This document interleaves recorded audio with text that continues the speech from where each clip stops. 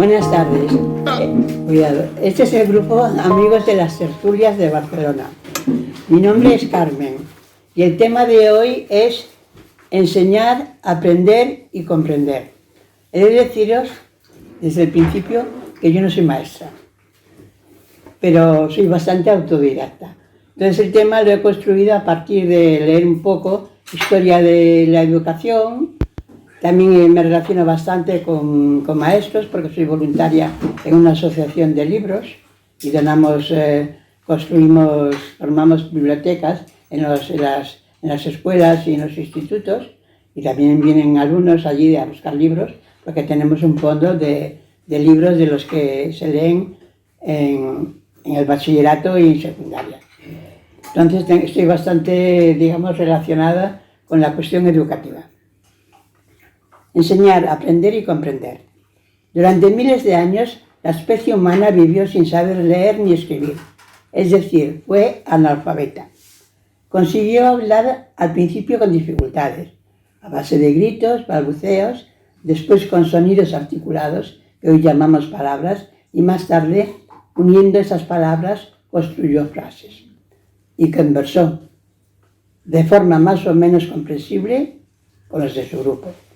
Pero otros grupos hablaban también, pero de forma diferente. Hoy diríamos que con otros idiomas. La especie humana en su evolución sobrevivió a todas esas dificultades, digamos que intelectuales. Una generación iba traspasando experiencias y conocimientos a otras generaciones de forma verbal. Muchos conocimientos ancestrales se perdieron porque la memoria humana con el tiempo olvida, o no lo puede abarcar todo. Podríamos decir que antes de la escritura los humanos eran bastante autodidactas. Un autodidacta aprende por sí mismo, por curiosidad o por necesidad. El hombre aprendió a dibujar antes que a escribir, como lo demuestran los hallazgos de las cuevas pintadas en la prehistoria. Quizás por eso los primeros signos escritos fueron los pictogramas. Un pictograma consistía en dibujar algo similar a la cosa observada. Los dibujos lo dibujaban en piedras, arcilla o madera. Después pasaron a los ideogramas, que era una escritura más complicada. Incluía conceptos más abstractos y simbólicos. Los egipcios utilizaban los jeroglíficos, que eran una mezcla de pictogramas e ideogramas, y solo lo entendían ellos. Todas estas formas de escritura se enseñaban en los templos, que eran los centros culturales y religiosos de las antiguas civilizaciones. Los métodos de enseñanza los desconocemos. Sí sabemos que el pueblo llano no tenía mucho acceso a una instrucción más elaborada. Se atribuye a los fenicios la invención del alfabeto occidental. Crearon 22 letras.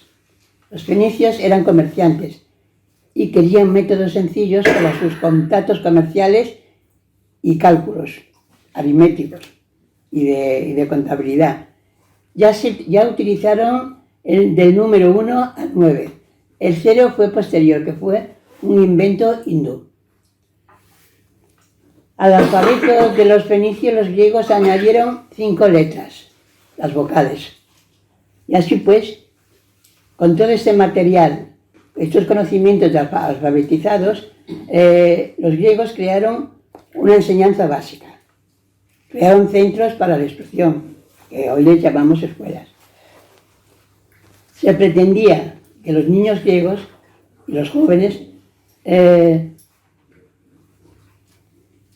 sobre todo la civilización griega, los estados griegos eran varias federaciones, pero digamos que la ateniense fue la más avanzada en cultura. Se esperaba que los niños griegos alcanzaran una formación integral y cívica, física e intelectual. No eran escuelas públicas, sino de pago. Suponemos que de diversas categorías sociales. El material escolar, no existía el papel, eran de tablillas de madera enceradas.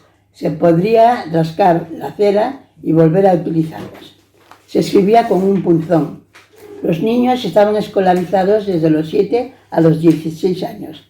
Aprendieron gramática, aritmética, música, geometría y educación física principalmente. Algunos alumnos iban acompañados a la escuela por un esclavo ilustrado. Los esclavos en Grecia y en Roma eran botín de guerra y desde luego algunos eran más ilustrados que en el caso de los romanos que los mismos romanos. Y vivía con la familia, ayudaba al niño en sus problemáticas escolares y de instrucción. Se le denominó pedagogo. Fue un antecedente de los futuros preceptores, de los hijos de la nobleza y burgueses acomodados. Las niñas griegas no acudían a la escuela, se las instruía en casa. Era una sociedad patriarcal.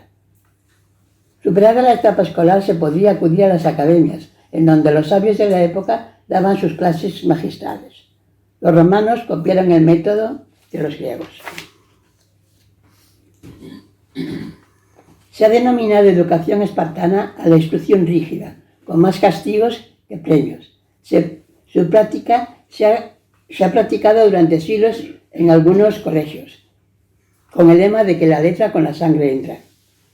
Los niños de Esparta, a una determinada edad, se les sacaba del ámbito familiar y tenían que convivir en una especie de escuelas cuarteles, donde lo principal era la resistencia física y la astucia militar. A las niñas también las instruían así. El Imperio Romano tocó a su fin allá por el siglo IV. El cristianismo ya había hecho muchos prosélitos por la fuerza o por la devoción.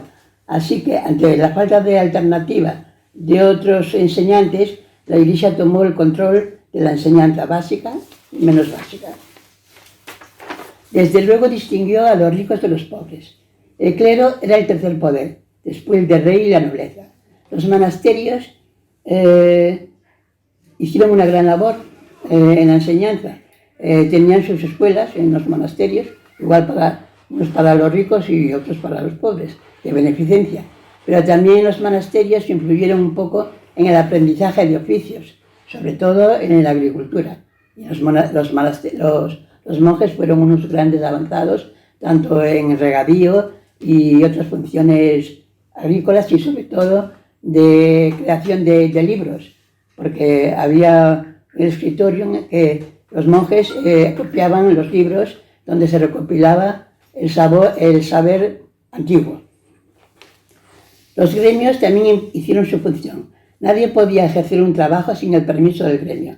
Se empezaba por aprendiz y se iba subiendo en el escalafón hasta llegar a maestro.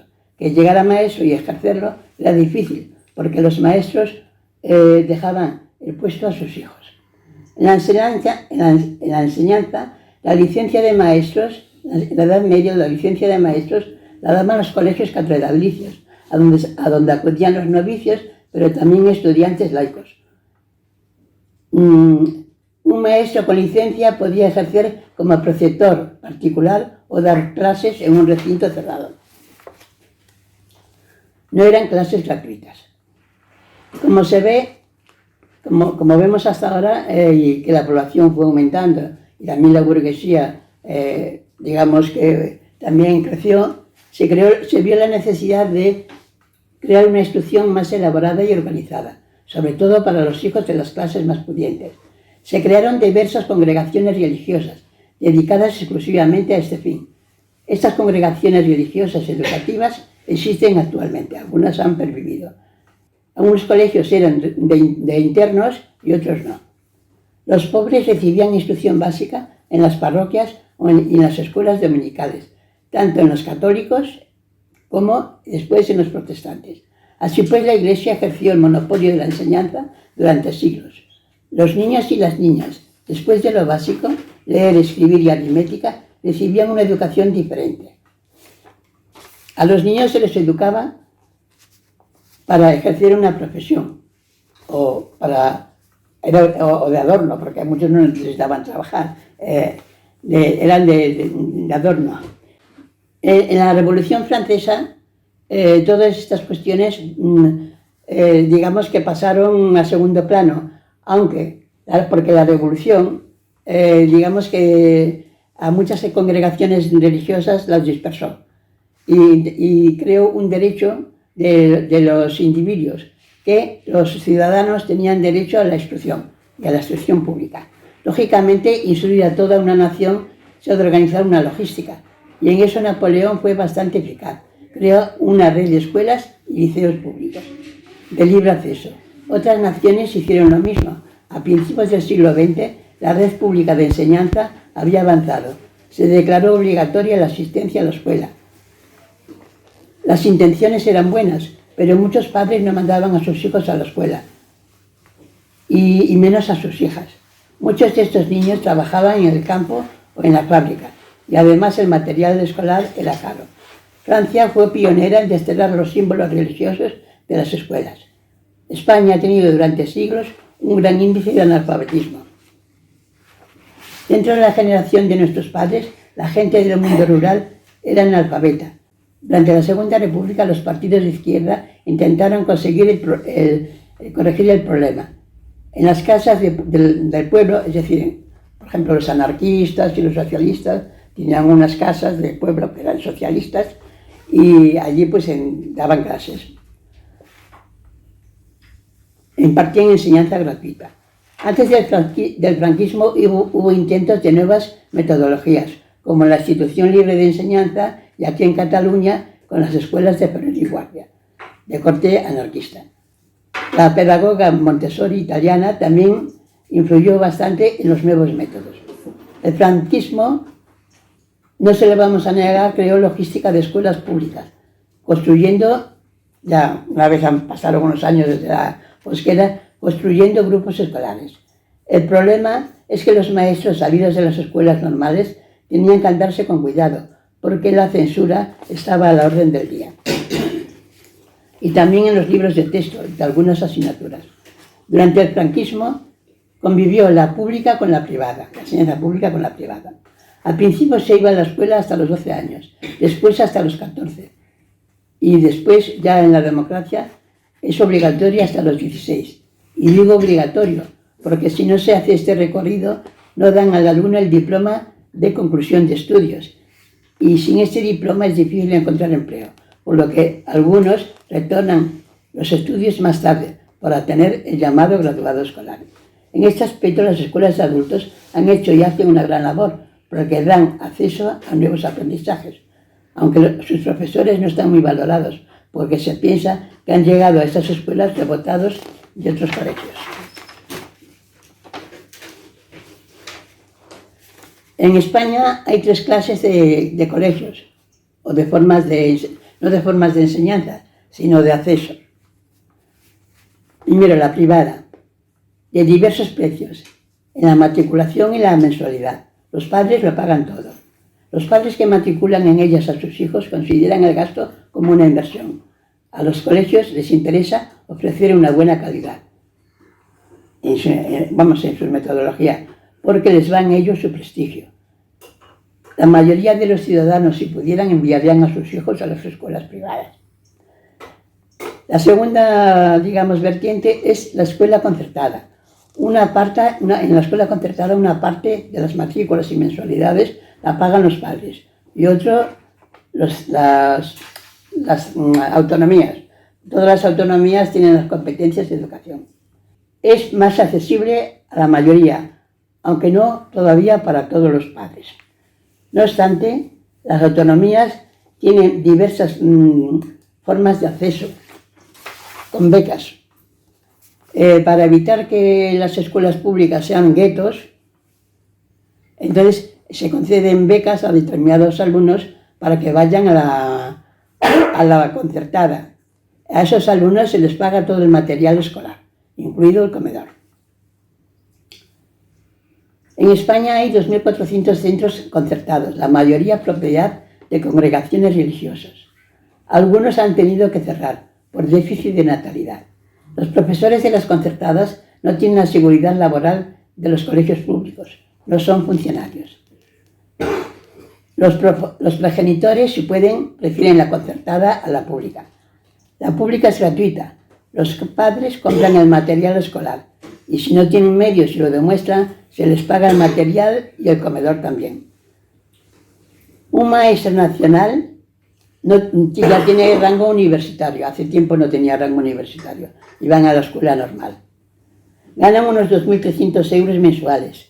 en primaria y secundaria. Los de los institutos ganan 2.700 euros, a los que se pueden añadir complementos por otras gestiones. El número de alumnos en clase fluctúa entre 20 o 30, así que algunos se quedan atrás en el aprendizaje y en la comprensión. La mayoría van saliendo adelante y los más listos lo pillan todo más pronto. Es difícil saber lo que ha aprendido y comprendido el alumno al final de la enseñanza obligatoria o del bachillerato. Según los profesores universitarios, muchos llegan con grados con grandes lagunas intelectuales a la universidad, sobre todo en matemáticas, comprensión lectora y redacción.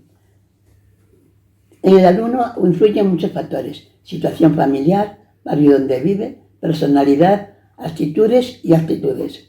Hay alumnos difíciles, agresivos, que socavan la autoridad del profesor. Muchos profesores acaban con síndromes de ansiedad. En algunos colegios ya no hay libros de texto, no utilizan libros de texto ni papel, ni cuadernos. El aprendizaje es vía red con pantallas. En otros se busca el equilibrio. Se ha demostrado que es necesario que los alumnos lean menos y escriban más a mano. Este último, coger apuntes, es un hábito muy interesante porque ayuda a sintetizar lo que el profesor está explicando en la clase. La escuela pretende ir más allá de las asignaturas. Pretende formar personas, aunque las influencias de la educación informal que ofrece la sociedad plantean incoherencias. Las calificaciones son importantes para los padres, pero no siempre indican lo que realmente sus hijos han aprendido y comprendido. No existe la escuela ideal, ni el alumno ideal tampoco. En realidad, aprender y comprender significa ir más allá de lo básico. Es un proceso dinámico que va desde la infancia, que va desde lo concreto al abstracto y dura hasta la vejez. De adultos nos convertimos en autodidactas. Aprendemos otras cosas que no sabemos o perfeccionamos lo que ya sabemos. Nuestras mentes son maleables y curiosas. Los seres humanos somos mejorables, no solo en lo cultural, sino en lo ético y emocional. Ya está. Y ahora quiero decir una cosa, que es lo que significa PISA. PISA es una especie de asociación internacional que va calificando a nivel nacional, digamos, las calificaciones, o también va haciendo encuesta entre los alumnos a ver qué capacidad de conocimientos tienen, qué cantidad de conocimientos tienen y cómo los han asumido. Entonces, ya hace tiempo que, digamos, en el número del ranking, el primer número del ranking, están los coreanos. Yo a veces he leído algo en la prensa pensando que quizás los coreanos, los padres, ejercen una gran disciplina férrea sobre los alumnos y que les obligan. Quizás en Occidente somos más flexibles. Otros que están después de los coreanos son los países nórdicos, que también usan bastante las nuevas tecnologías, aunque ahora se han dado cuenta de que tienen que pasar un poco también a la escritura a mano. Entonces, España, digamos que estamos más bien a la cola. Y aquí en Cataluña se tiraron las manos a la cabeza, porque podríamos decir que entre las diversas autonomías, Cataluña no quedaba muy bien parada. Bueno, luego ya hablaré del acoso escolar y todo eso. Ya os doy un poco la palabra a vosotros. ¿Alguien quiere hablar?